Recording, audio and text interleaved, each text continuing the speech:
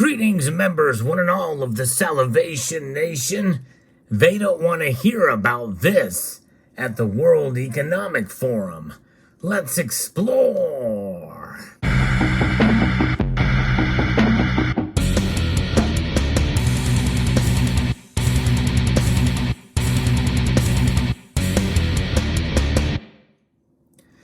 The World Economic Forum is meeting yet again. As of the recording of this video, a lot of topics are being talked about. Of course, it all falls in line with what is known as ESG, environmental social governance. It's all leading to a great reset. Indeed, it's more than just a conspiracy theory. This is something that is conspiracy fact. It is actively being talked about in the open with central bank digital currencies and all the ways to be able to track any kind of the movement of money everywhere and anywhere. That's kind of what it's about. But not so long ago at the World Economic Forum, there's been other topics that have been discussed. And in fact, somebody got in a little bit of trouble for mentioning what I'm going to be talking about here at the World Economic Forum in January of 2015. Yes, indeed. And of course, we've come a long way since 2015. Here we are in 2022, and things like voluntarily being able to track with an application your every movement in order to check your carbon footprint. Think about that. That's a part of what ESG is about, and there are corporations and companies and that are willingly involved in implementing some of these things, because they think that they're going to be good stewards. But nonetheless, when you're going to tie it to financial institutions as to how good they are going to be in order for their social scores to be up or down, that's a different matter. Who's going to interpret that data? How is that going to be happening? And see, that means that there's going to be arbiters of all this information. And even though on the surface it may sound great, in reality, there is anytime humans get involved, there's opportunities and the potential for corruption. In fact, they already are corrupt in my view, because who's a part of the World Economic Forum these days? Well, they're not the same people, at least to some extent, who were involved in 2015, or at least didn't have a voice. Unless I'm going to be referencing an article here from Zero Hedge that talks about this, and talks about one person who was there, who most of us understand, is challenges the standard thinking as the leader of Bridgewater Associates. I'm talking about Ray Dalio, and he was the founder of Bridgewater Associates, and he has a new book where he looks at 500 years of economic history to give investors an idea of the cycle we now find ourselves in. The last such cycle occurred between 1930 and 1945 and caused a shift in global influence as it is now. In order to make sense, you have to understand the premise of Dalio's book, Principles for Dealing with the Changing World Order, Why Nations Succeed and Fail. So in a nutshell, the times ahead will likely be radically different from those we've experienced in our lifetime, but similar to those we have happened many times before. Studying history lets us find recurring patterns that determine likely future developments. In other words, history repeats itself in ways that knowledgeable can recognize. And I like to put it this way, and I've mentioned time before, that history may not exactly repeat, but oftentimes it rhymes. And so that's kind of where we are at. And it's become really more in a sense, if we're talking about different kinds of wars happening now, a trade war, a technology war, a geopolitical influence war, a capital war, and a military war. And you've heard me recently talk about the war on gold. That kind of confluence produces these difficult periods. The last one was from 1930 to 1945, and that is what we are in the midst of now. I would include the year 1984 in that as well, especially with what they want to do. And so it's pretty interesting indeed to see where we are at. And this is a view from a book called The Great Reset that I'm in the midst of talking about here, that talks more and more about what their intentions are, and that's really a scary thing when you think about it. And of course, back in 2015, there wasn't a whole lot of a talk about a great reset. The Klaus Schwabs were not making headlines with some of the things that they're talking about. But Christine Lagarde, who was the president of the European Central Bank, was there, and she had to hush Ray Dalio. And so what did she say? She said the following: "Stop talking about gold, Ray." That's what she told him. She said it. She told him. She said, "Stop talking about gold." Christine Lagarde demanded, just before the ending of the experiment session of the annual meeting of the World Economic Forum in Davos, Switzerland, on January the 22nd, 2015.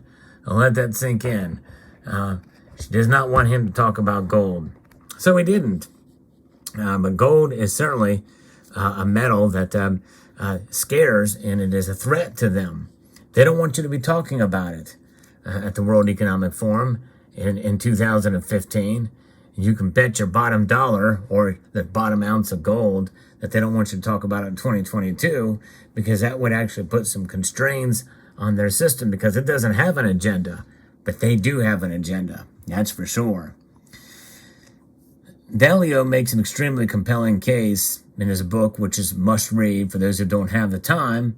There's essentially this quote from it that we talked about earlier about the confluence, these difficult periods. The hallmarks of the end of the global reserve currency regime are here. In other words, the dollar very well could be on its way out. What does that necessarily mean? It may not reveal itself much like it did in previous times when other currencies came to prominence. But here's what happens.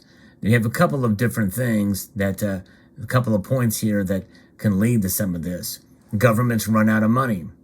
When governments run out of money, they need more money than they can get. They create a lot of debt and they print a lot of money.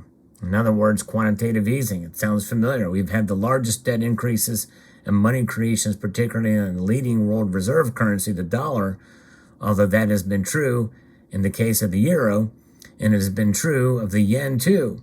And that has had a big effect. 40% of all of the M2 money supply has been created in the past 2 years. Let that sink in, folks. Talked about it here recently in another video. The past 2 years, 40% of all the currency that has ever been printed has been pushed out. Printers go brrr, but it's not just the printers, by the way. It's just the digitization. There's no sound in the digital sphere.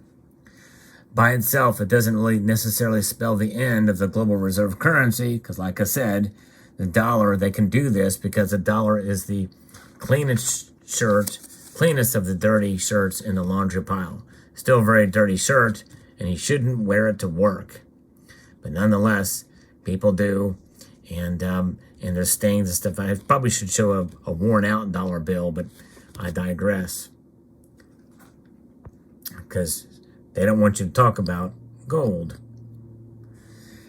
Next point is conflict between left-wing and right-wing populists. Dalio offers us a handy definition of populism. It consists of people who are representatives who will fight for their way of doing things rather than compromise. It goes on to describe the current U.S. political situation as almost a civil war. We are so diametrically opposed in this country, for sure. He points out that open conflict in the U.S. could be as near as an election in which neither side accepts losing. Obviously, the internal conflict would be incredibly disruptive far beyond our nation's borders.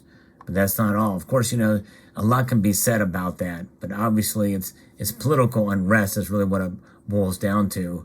And the Constitution, or moving closer to the Constitution or further away from the Constitution. But nonetheless, sometimes populism can take form in certain political sects that will essentially, circumvent the Constitution in order to meet a greater end or cause. Then you have the rise of new economic superpowers if you have a weakened nation. Back when our current monetary system was designed in 1945, the U.S. was the wealthiest nation on earth. We owned 80% of the world's gold reserves, which was back when gold was money, and half the entire world's economic and military strength.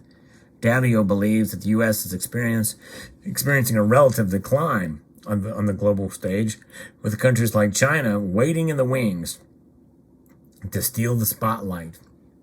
And we have seen some signs of that, but China's in trouble too right now, but still, that's where they're heading, and they are waiting in those wings.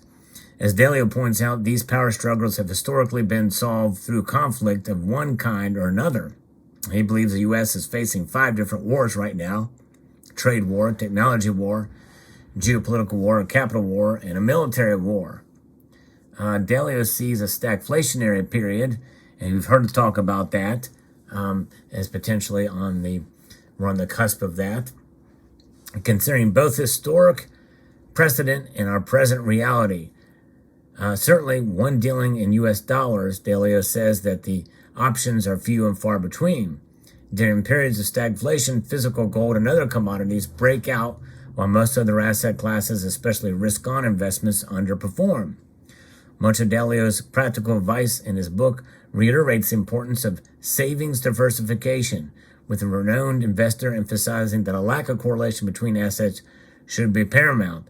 And I will make the case here that even though I'm a strong proponent of having gold, in some cases, maybe even as a primary savings vehicle, I think silver should play an important role as well, because I think if it does come to that, it will probably outperform gold during those times. So for those of you who have stacked silver and have not done much gold, I would encourage you to hold on to your silver, as I think it could possibly do well during the end or the middle of a stagflationary period.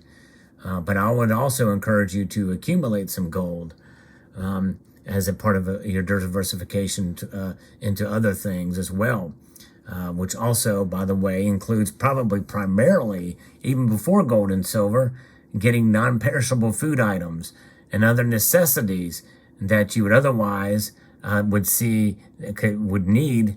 I would stock up on them. And of course, people probably are starting to do that now, which is part of the supply chain issues we're experiencing. Nonetheless, this is where things are at and where things could be if there are stagflation. And diversification in 2019, he says, I believe it would be both risk-reducing and return-enhancing to consider adding gold to one's portfolio. And so that is something that he has been talking about, but it's something that's not really being talked about at the Davos World Economic Forum, or if it is, it's being hushed, much like it was in 2015 by the president of the ECB. So fascinating indeed. Let me know what your thoughts are below. If Ray Dalio is talking about gold, the head of a large institution like Bridgewater Associates, and the World Economic Forum doesn't want it to be discussed there, they don't want to hear about it, that's all the more reason why it's probably a good idea to stack and hold onto gold. And by the way, I would also make the same argument, it's probably a good idea to have silver on hand as well. Let me know what your thoughts are. I'd like to extend a multitude of gratitude to you all for taking the time to watch, and encourage you to please rate, share, comment, and subscribe.